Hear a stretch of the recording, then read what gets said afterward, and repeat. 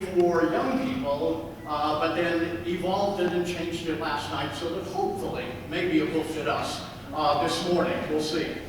But it is not the apocalypse, or living through the apocalypse, as the title in the bulletin suggests. We'll let Ken do that sermon some other time, since he spent a lot of time preparing it.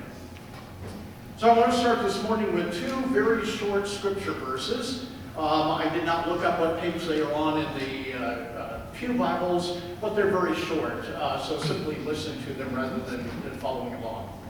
Proverbs 16:9. In their hearts, humans plan their course, but the Lord establishes their steps. And from Romans 8:28, a verse that is probably familiar to many of you. As we know that in all things God works for the good of those who love him, who have been called according to his purpose. May God help us to understand those scriptures and more this morning. Mary Ann and I like to travel. Most of you know that. And we actually like to take long road trips, which is somewhat unusual when we talk with our friends and our family. They all say we're nuts. That we drive all the way out to California, and we drive to Iowa to see family, and we drive down to the south to see other parts of our family and all over the place. But we enjoy it. And we go through national parks and museums and monuments and so on, and really enjoy that opportunity to get out and explore our country.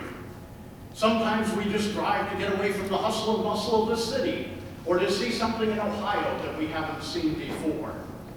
In fact, we like driving around our country so much that 2 months ago, we decided to purchase an RV.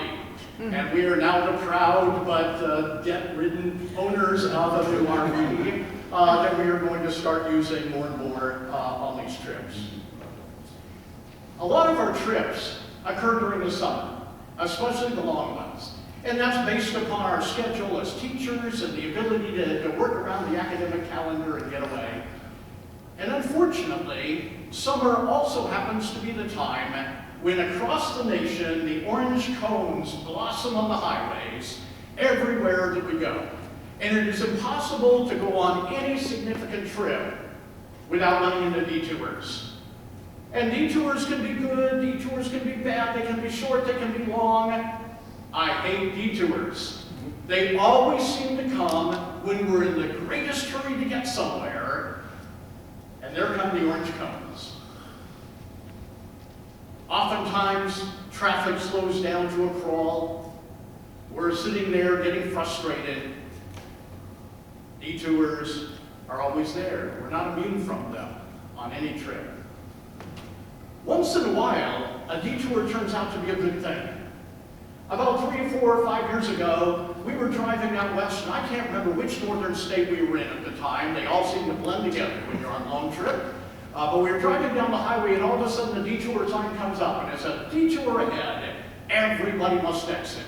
They were completely redoing all of the bridges, and the highway was shut down, and we had to go off. And here's this long line of traffic sitting there going like 5 miles an hour. And we go off on this detour, and I'm grumbling to myself, and I'm sure Marie Ann picked up on that. I don't like this at all. And we started off, and I'm thinking, okay, the sign just said this is a 14-mile detour to go around this one little bridge. Oh my gosh, we're going to be late. This is horrible. I didn't like it. And we got about a quarter of a mile into this detour and came around the corner of a little hill, and it opened up into the most gorgeous river valley that I've ever seen.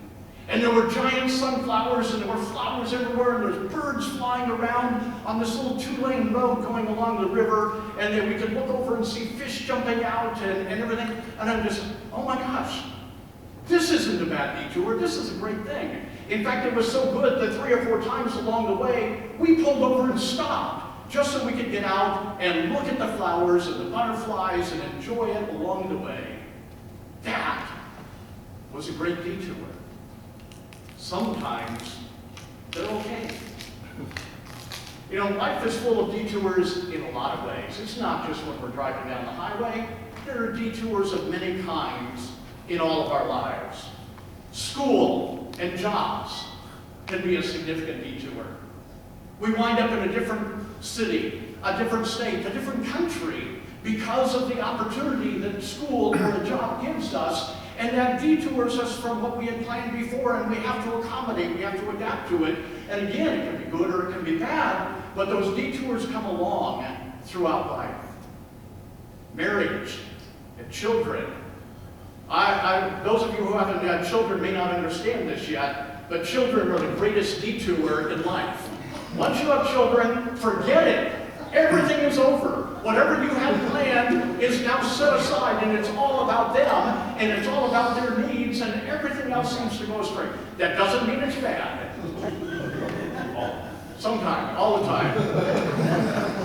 There are great times of being a parent, but it does detour us. It changes our life goals. It changes our plans very significantly. Health problems or the death of a loved one. Another significant detour in many of our lives. We just talked about Bob Hersting this morning. We just talked about Pastor Ken.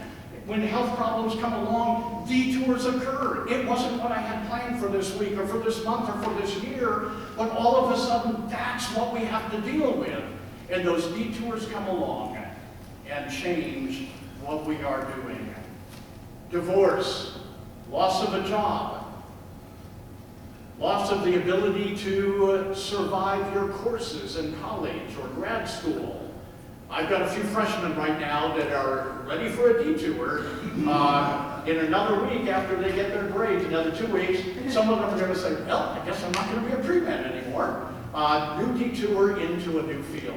It happens. Life is full of detours everywhere we go. Sometimes we get so detoured that it becomes rather dizzying. While we desire to whiz through life at a high rate of speed and follow our course, detours take us elsewhere. And sometimes those detours are good. They take us to a wonderful place, and sometimes they take us to a place where it's dark and horrible, and we're not sure how to get out of that detour. Sometimes we have to totally reevaluate. Some detours drive us closer to God. Sometimes they have the ability to drive us further away from God. Some detours are the result of God. The result of God whispering in our ear or whispering in somebody else's ear and saying, hey, here's the new chart that I have to plot your course differently. And sometimes we pay attention to God and sometimes we don't. Sometimes the detours are the result of damage to the road ahead. That bridge is out. You better detour. That opportunity is gone in your life. What else is there? How do you get around that lack of an opportunity? Sometimes the detour is the result of choice. We either choose to follow God or we choose to ignore God's message in our life. And we detour around it. You know, there's a saying, life is what happens to us while we're making other plans. Our lives are subject to detours and corrections that we never expected or imagined. If we could have understood that those detours were coming, we would have planned our course differently in the first place, right? They aren't expected. If we look at the Bible, we see this very clearly. Think about Abraham and Sarah. They could testify well to that. They were planning for retirement. They were done with all that God had asked them to do. And they were ready to cozy down in their big tent in the desert to do their thing. And all of a sudden, God says in Genesis 12, get out of your country, get away from your family and from your father's house to a land that I will show you. Well, wait a minute, God, where are we going? Just listen. Just pay attention. And so this old couple packed up their tent and their belongings and they headed off to only where God knew. When Alexander the Great had finished conquering Persia, he headed further on east. And the author Halford Lecoq says that the general literally marched off the map to the east. He didn't know where he was going. There were no maps. And Abraham and Sarah were in the same boat. They didn't know where they were going, and they didn't have a map. God didn't show them a map and say, this is where you're headed. He simply said, listen and follow me. There are plenty of other biblical examples that we could point to with detours being taken in people's lives. Think about Moses. Moses was comfortable in his royal life. He had everything he needed, and he thought he was doing what was right, and all of a sudden God said, whoa, wait a minute, Moses.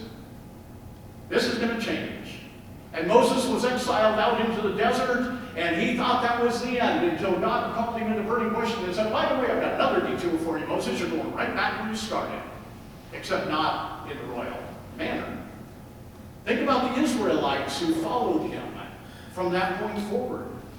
Those Israelites left the only thing they had ever known. Their course of plan in following God was, I sit here and I do whatever we're told to do by the Egyptians, and we build their society. That is our life. And all of a sudden, they were told, no, you're going to leave. And they started to leave, and all of a sudden discovered, oh, wait a minute. This may not be as nice as we thought it was going to be. And they wound up wandering for 40 years. They wandered because, as it tells us in Exodus 13, God did not lead them on the road through the Philistine country, though that was shorter and faster. God led the people around by the desert road to the Red Sea. God had a plan. And God provided the detour, knowing that they were going to a better place. But of course, the Israelites didn't figure that out for a long, long time. Think about Noah and his little detour out onto the water. If we jump to the New Testament, we see John the Baptist. John had it all together. He was preaching, he was baptizing, he was telling people what was to come. And all of a sudden, Herod said, I got a detour for you. You're going to prison. And then, by the way, we're going to behead you. That's kind of the ultimate detour in life, right? It happens to everyone, even God's chosen. As we approach Advent, we think of Mary and Joseph. And Mary and Joseph were planning for a life together. They were planning to get married. They had all of these things before them. Joseph had his plans, and Mary had her plans in the Jewish community. And all of a sudden, whoa, wait a minute. Pregnancy was not part of this at this point.